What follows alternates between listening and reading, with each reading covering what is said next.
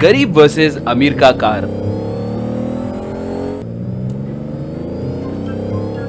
एक गांव में संजू नाम का एक बच्चा रहता था। वो बहुत घमंडी था। स्कूल में किसी भी बच्चे से बात नहीं करता था। संजू के पिता विक्रम एक बड़े कंपनी में मैनेजर के तौर पे काम करते थे। एक दिन संजू की माँ कविता, ओ जी, अपना संजू दिन ब दिन बहुत जिद्दी और घमंडी बनते ही जा रहा है। स्कूल में उसका कोई दोस्त नहीं है। अगर ऐसे ही चला तो आगे चल के बहुत मुश्किलों में पड़ेगा। उसे कुछ न कुछ समझाकर जरा सबसे मिलजुल के रहने के लिए बोलिए। देखो कविता, नौकरी के लिए हम इस गांव में रह रहे हैं। उससे दोस्ती करने लायक एक भी बच्चा इस गांव में है क्या? इस गांव में सब गरीब किसान के बच्चे हैं या तो मजदूरी करने वालों के बेटे हैं। उनके बच्चों से ये दोस्ती कैसे करेगा बोलो? इसलिए मैं उसके लिए एक लेटेस्ट मॉडल कार मंगवा रहा हूँ। कोई दोस्त नहीं तो क्या, वो अकेला ही खुशी खुशी खेलेगा। मैंने आपसे क्या कहा और आपको क्या समझ में आया? आप क्या बात कर रहे हैं? कहकर अपना सर पकड़ ली। थोड़े दिनों के बाद संजू अपने नए मिनी कार चलाते हुए रोड पे जा रहा था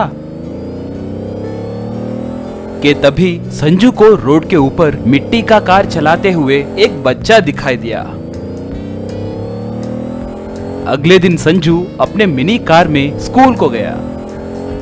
तभी उसने देखा कि जो बच्चा एक दिन पहले क्ले कार चलाते हुए दिखा था, वही बच्चा उसके क्लासमेट्स के साथ मिलजुल कर खेलते हुए बात करने लगा।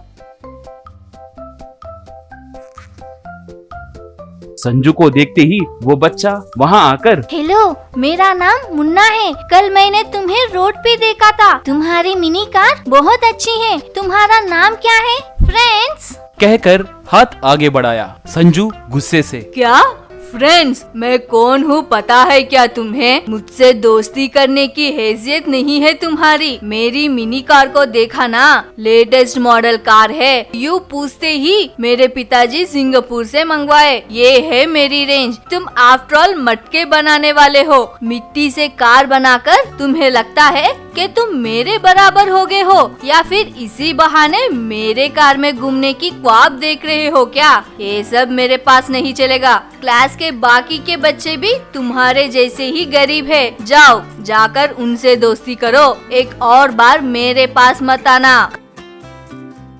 थोड़े दिन बीते।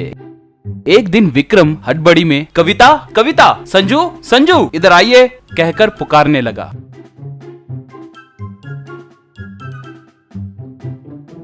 अरे क्या हुआ जी? ऐसे घबरा रहे हैं कि जैसे कोई आंधी आने वाली है। पहले शांत हो जाइए और बताइए।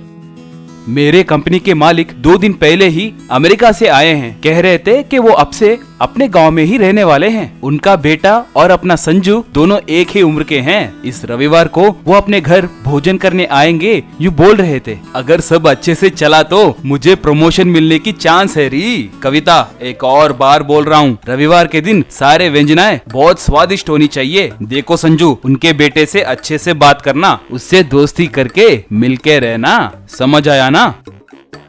आप देखते रहिए डैडी, मिनटों में हम दोनों जिगरी दोस्त बन जाएंगे। रविवार के दिन कविता तरह तरह के व्यंजनाएं बना कर रखी।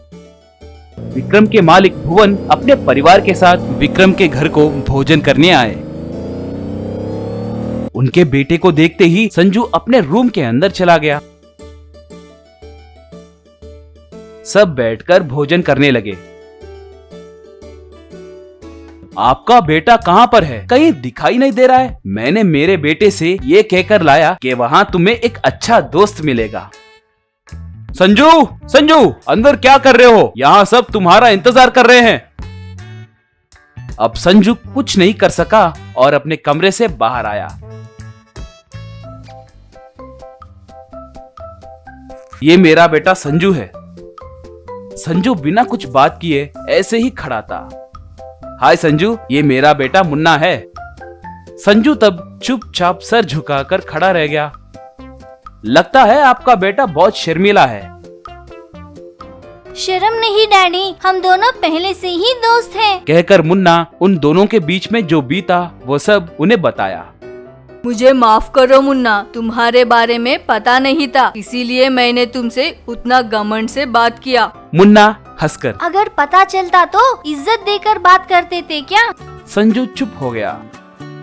हैसियत या पैसे ये देखकर दोस्ती नहीं करते, कहकर मेरे पिताजी हमेशा मुझसे कहते रहते हैं, इसीलिए मैं सबसे दोस्ती करता हूँ। अपने पास अगर एक कीमती कार है तो सिर्फ हम ही उसके साथ खेल सकते हैं। अगर वही मिट्टी से कार बनाए तो उसे सब बना सकते हैं और सब मिलकर अच्छे से खेल सकते हैं। अपनी खुशी दुगनी होती है। क्लास में हम सब मिलकर मिट्टी से कार बनाए। अगले बुधवार को अपने स्कूल में मिट्टी के कार का रेस होने वाला है। तुम भी हमारे साथ रेस में भाग लोगे क्या? तुमने सच कहा है मुन्ना, मैं जरूर भाग लूंगा। उस दिन से संजू सबसे हंसी खुशी बात करने लगा।